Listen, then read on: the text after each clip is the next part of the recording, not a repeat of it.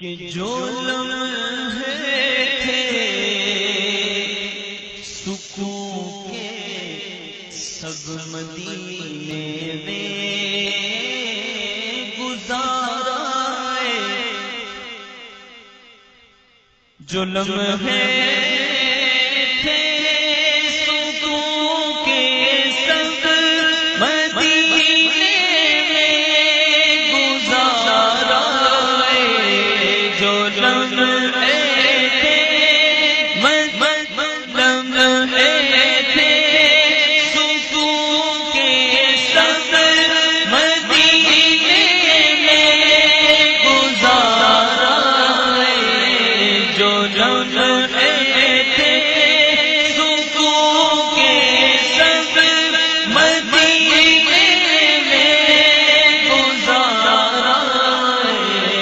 دل مضطر وطن میں اب تجھے کیوں کر قرار آئے، دل مضطر وطن میں اب تجھے کیوں کر قرار آئے، جو لمحے تھے سکون کے سب مدینے میں گزارائے۔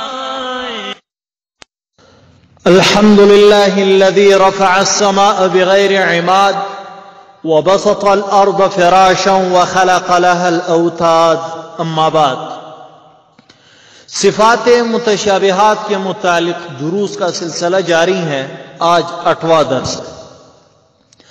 آج کے درس میں اللہ تعالیٰ کے متعلق لفظ عین کے استعمال کرنے پہ بات کریں گے کہ لفظ عین سے اللہ تعالیٰ کے متعلق سوال کرنا نقلاً بھی ممنوع ہے اور عقلاً بھی۔ غیر مقلدین مشہور حدیث الجاریہ میں لفظ عین اللہ سے استدلال کر کے اللہ تعالیٰ کے لیے مکان ثابت کرتے ہیں۔ اولاً مذکورہ حدیث متن کے لحاظ سے مضطرب ہے۔ دیکھیں کتاب الاسماء والصفات للبیہقی صفحہ 422، تلخیص الحدیر لابن حجر عسقلانی رحمہ اللہ جلد 3 صفحہ 223۔ اور متن میں اضطراب وجہ ضعف ہوتا ہے۔ دیکھیے تقریب النووی ما شرح تدریب صفحہ 234۔ مزید تفصیل حدیث الجاریہ کے تحت ہم تفصیلاً بیان کر چکے ہیں، وہاں ملاحظہ فرمائے۔ ثانیاً، اللہ تعالیٰ کے متعلق لفظ عین سے سوال کرنا ہی جائز نہیں۔ آپ کسی بھی لغت کی کتاب اٹھا کر دیکھیں تو آپ کو یہی تصریح ملے گی کہ عین مکان کے سوال کے لیے آتا ہے، تو عین اللہ کا مطلب یہی ہوگا کہ اللہ تعالیٰ کا مکان کہاں ہے، یا اللہ تعالیٰ کون سی جگہ میں رہتا ہے، جبکہ اس بات کی تصریح ہم ماقبل میں کر چکے ہیں کہ اللہ تعالیٰ کی ذات مکان و زمان سے منزہ و پاک ہے، کیونکہ مکان پر تو اجسام متمکن ہوتے ہیں اور مکان اجسام کا خاصہ ہے، اور اجسام تمام اقسام کے ساتھ حادث ہے، تو عین کے ذریعے سوال کرنے سے اللہ تعالیٰ کا حدوث لازم آئے گا، لہذا عین کے ذریعے سوال کرنا ہی جائز نہیں۔ اب تصریحات ملاحظہ فرمائے۔ تصریح اول، حضرت علی رضی اللہ تعالیٰ عنہ کے متعلق علامہ نصفی رحم اللہ لکھتے ہیں انہ سئل این کان ربنا قبل ان خلق العرش فقال علی رضی اللہ تعالیٰ عنہ این سوال عن المکان وكان الله تعالى ولا مكان ولا زمان وهو الآن كما كان، بحر الکلام فی علم الکلام للنصفی صفحہ 116۔ یعنی کسی نے حضرت علی رضی اللہ عنہ سے سوال کیا کہ اللہ تعالیٰ عرش پیدا کرنے سے پہلے کہاں تھا؟ حضرت علی رضی اللہ عنہ نے جواب میں فرمایا کہ لفظ عین سوال ہے مکان سے، جبکہ اللہ تعالیٰ مکان و زمان سے پاک ہے، وہ ابھی بھی اسی طرح ہے جس طرح پہلے تھا۔ دیکھیں حضرت علی رضی اللہ عنہ کہتے ہیں کہ اللہ تعالیٰ کے متعلق لفظ عین سے سوال کرنا صحیح نہیں، کیونکہ یہ برائے مکان ہے اور اللہ تعالیٰ مکان و زمان سے پاک ہے۔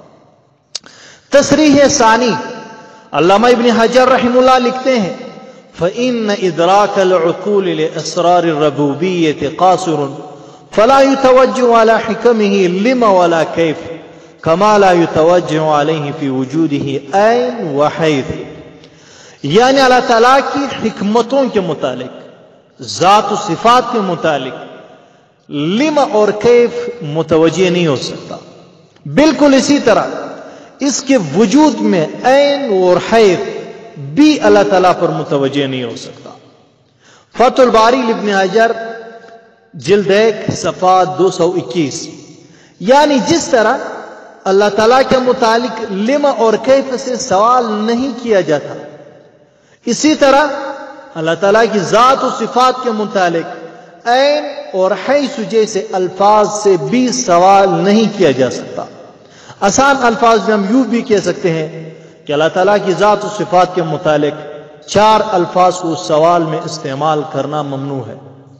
ایک لم ہے، دوسرا کیف ہے، تیسرا لفظ عین ہے اور چوتھا لفظ حیث ہے۔ تصریح ثالث، جلیل القدر تابعی حضرت جعفر صادق رحمہ اللہ فرماتے ہیں کہ آپ اللہ تعالیٰ کے متعلق 3 حروف کو جان لیں۔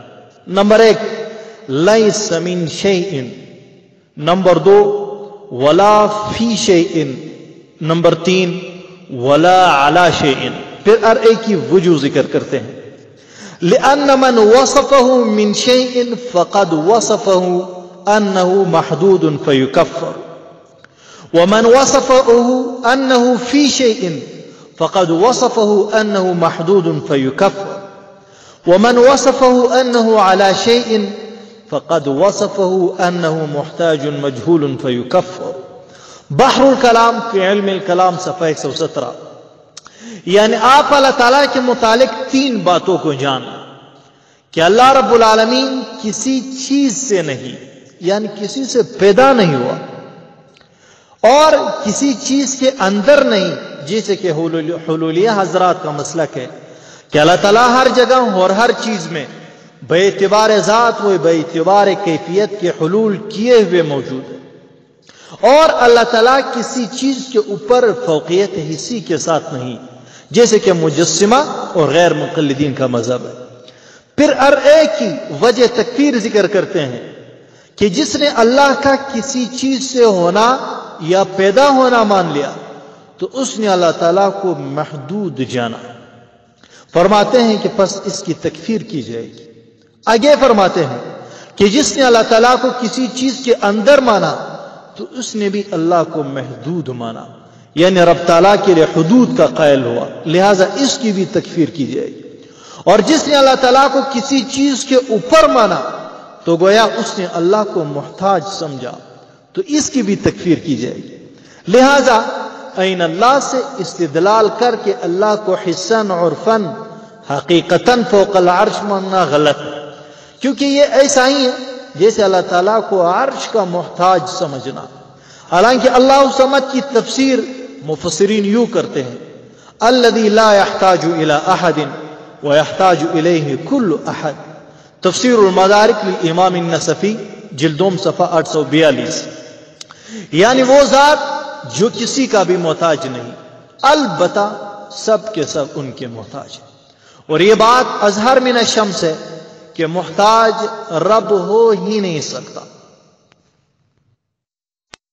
تصریح رابع، قال محمد بن محبوب المغربی قال لي ابو عثمان المغربی يوما يا محمد لو قال لك قائل اين معبودك ايش تقول؟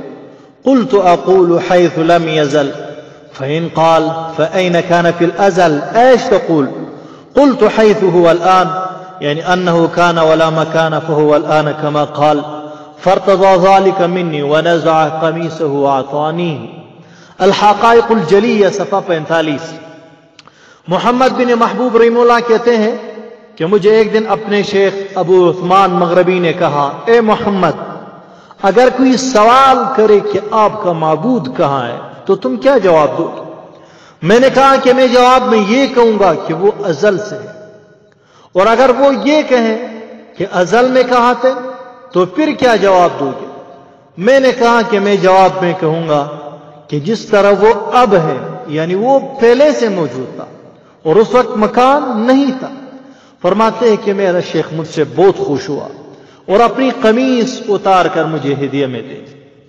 دیکھیں محمد بن محبوب سے 2 دفعہ سوال لفظ عین کے ذریعے کیا گیا، لیکن محمد بن محبوب نے کسی ایک دفعہ بھی جواب میں اللہ تعالیٰ کے لیے مکان کو ثابت نہیں کیا۔ پتہ چلا کہ لفظ عین سے اللہ تعالیٰ کے متعلق سوال کرنا صحیح نہیں۔ ویسے بھی یہاں صریح الفاظ ہے۔ محمد بن محبوب کیا فرماتے ہیں؟ هو الآن، یعنی انہو کان ولا مکان۔ دیکھیں ولا مکان کے الفاظ اس پہ دلالت کرتے ہیں کہ اللہ تعالیٰ کے لیے مکان نہیں ہے۔ اللہ تعالیٰ کے لیے مکان کا اس بات کرنا یہ اہل سنت کا مسلک نہیں۔ تصریح خامس، قال الامام محمد بن سلیمان الجزولی فإن قال لك قائل أين ربك فقل له أصل الشرك 8، وهي الكثرة والعدد والنقص والتقليد والعلة والمعلول والشبيه والنظير، وهي منفية بقول الله عز وجل قل هو الله أحد، نفي الكثرة والعدد، الله الصمد نفي النقص والتقليد، لم يلد ولم يولد نفي العلة والمعلول، ولم يكن له كفوا أحد نفي الشبيه والنظير. فإن قال لك قائل أين ربك منك فقل له قريب من غير اتصال بعيد من غير انفصال. قال بعض العلماء القرب والبعد يتضمن المسافة، والمسافة في حق الله تعالى محال، والمحال هو ما لا يتصور في العقل وجود. عقیدۃ الجزولی صفحہ 91 اور 90۔ امام محمد بن سلیمان جزولی رحمہ اللہ فرماتے ہیں اگر کوئی آپ سے پوچھے کہ اللہ تعالیٰ کہاں ہے تو آپ جواب میں کہیں کہ شرک کی بنیاد 8 چیزیں ہیں: کثرت عدد، نقص تقلید، علت معلول، شبیہ نظیر، اور یہ سارے منفی ہیں اللہ تعالیٰ کے قول کی وجہ سے۔ قل هو اللہ احد، اس کے ذریعے کثرت اور عدد کی نفی کر دی۔ اسی طرح آیات مبارکہ اللہ الصمد سے نقص اور تقلید کی نفی کر دی۔ یاد رہے یہاں شک میں مبتلا نہ رہے کہ تقلید بھی شرک کی بنیادوں میں سے ایک بنیاد ہے۔ تقلید تب شرک ہے جب آپ اس کی اثبات اللہ تعالیٰ کے لئے کریں کہ اللہ تعالیٰ بھی تقلید کا محتاج ہے، کیونکہ تقلید میں محتاجی ہے جیسے کہ مقلد، مجتہد و امام کا محتاج ہے۔ اسی طرح اگر آپ یوں کہیں کہ اللہ تعالیٰ بھی تقلید کرتا ہے تو تقلید میں تو اللہ تعالیٰ کا نعوذ باللہ محتاج ہونا لازم آیا کسی غیر کی طرف، تو یہ شرک ہے۔ تقلید بندوں کے لئے ہے۔ بالفاظ دیگر آپ یوں کہیں جو قرآن و حدیث سے مسائل کا استنباط نہیں کر سکتے اس کے لئے تقلید ہے۔ اللہ تعالیٰ کے لئے تقلید کی نسبت کرنا شرک اور غلط ہے۔ اسی طرح لم یلد ولم یولد سے علت اور معلول کی نفی کر دی، اور ولم یکن لہ کفوا احد سے شبیہ اور نظیر کی نفی ہوگی۔ آگے فرماتے ہیں علامہ جزولی رحمہ اللہ کہ اگر کوئی آپ سے کہے کہ اللہ تعالیٰ آپ سے کتنے فاصلے پر ہے تو آپ جواب میں کہیں کہ میں جہاں بھی ہوں وہ میرے ساتھ ہے۔ اللہ تعالیٰ کی اس فرمان کے مطابق وَهُوَ مَعَكُمْ أَيْنَمَا كُنْتُمْ أَيْ بِعِلْمِ، اگر کوئی آپ سے پوچھے کہ اللہ تعالیٰ آپ کے قریب ہے یا دور ہے آپ سے تو جواب میں آپ کہیں کہ قریب ہے بغیر اتصال کے اور بعید ہے بغیر انفصال کے۔ بعض علماء فرماتے ہیں کہ قرب اور بعد مسافت کو متضمن ہے، اور مسافت اللہ تعالیٰ کے بارے میں محال ہے، اور محال وہ ہوتا ہے جس کا وجود عقل میں متصور نہ ہو۔ دیکھیں یہاں بھی لفظ عین ہی سے سوال کیا گیا، لیکن جواب میں اللہ تعالیٰ کے لیے مکان کا اثبات نہیں کیا گیا۔ پتہ چلا کہ لفظ عین سے اللہ تعالیٰ کے لیے مکان ثابت کرنا جائز نہیں۔ ویسے بھی لفظ این کو اگر کوئی استعمال کرتے ہیں اللہ تعالیٰ کے متعلق کہ این اللہ، تو اس سے تنزلاً، یعنی اگر آپ این سے سوال کو جائز قرار دے تنزلاً، تو پھر اس سے اللہ تعالیٰ کا مکان، مرتبہ، علم اور قدرت وغیرہ مراد ہے۔ دیکھیں الاسماء والصفات اور فتح الباری لابن حجر۔ عقلاً بھی اگر سوچا جائے تو عین اللہ تعالیٰ سے منتفی ہے، کیونکہ عین حوادث میں ہے اور اجسام کا خصہ ہے، جبکہ اللہ تعالیٰ جسم سے پاک ہے۔ اس کے علاوہ عالم کی تعریف ہم یوں پڑھتے آ رہے ہیں، العالم هو ما سوى اللہ تعالی۔ پھر متکلمین حضرات علم کی تقسیم کرتے ہیں آیام اور آراز کی طرف۔ آیام کی تعریف ما کان قائما بذاتہ، یعنی جو خود قائم بالذات ہو، جیسے عمارت اور ستون وغیرہ۔ آراز کی تعریف ما کان قائما بغیرہ، یعنی جو بالذات قائم نہ ہو بلکہ قائم بالغیر ہو، جیسے رنگ جو کہ محتاج کپڑے اور دیوار وغیرہ۔ اور یہ عبارت بھی علم کلام کی کتب میں موجود ہے کہ والعالم بجمیع اقسامہ حادث محدث، یعنی عالم اپنے تمام اقسام کے ساتھ ختم ہونے والی ہے۔ پھر عرض کی بہت سی قسمیں ہیں، ان میں ایک قسم مقولات عشرہ کا بھی ہے۔ مقولات عشرہ میں سے 9 از قبیل عرض کے ہیں اور ایک از قبیل جوہر۔ وہ 9 مقولات ہیں کم، کیف، اضافت، عین، ملک، فعل، انفعال، متى اور وضع۔ دیکھیں 9 مقولات میں سے ایک مقولہ عین بھی ہے۔ اب یہ عین آراز میں سے، اور آراز قسم ہے عالم کی، اور عالم حادث یعنی ختم ہونے والی ہے، لہذا عین بھی حادث بنا۔ اب جو حضرات کہتے ہیں این اللہ، تو یہ صحیح نہیں، کیونکہ یہ تو دراصل اللہ تعالیٰ کے لیے حوادث کا قیام ہی ثابت کرنا ہے، اور جس ذات کے ساتھ حوادث کا قیام مانا جائے وہ ذات خود بھی حادث ٹھہرے گی، اس لیے کہ حادث ذات مستلزم ہے تغیر کو، اور تغیر و تبدیلی دلیل ہے حادث ہونے کی۔ العالم متغیر وکل متغیر حادث، حالانکہ اللہ تعالیٰ ہر قسم کی حوادث اور عوارض سے پاک اور قدیم ذات ہے، لہذا عقلاً بھی عین اللہ تعالیٰ سے منتفی ہوا۔ اس صرف اکتفا کرتے ہیں۔ وآخر دعوانا ان الحمد للہ رب العالمین۔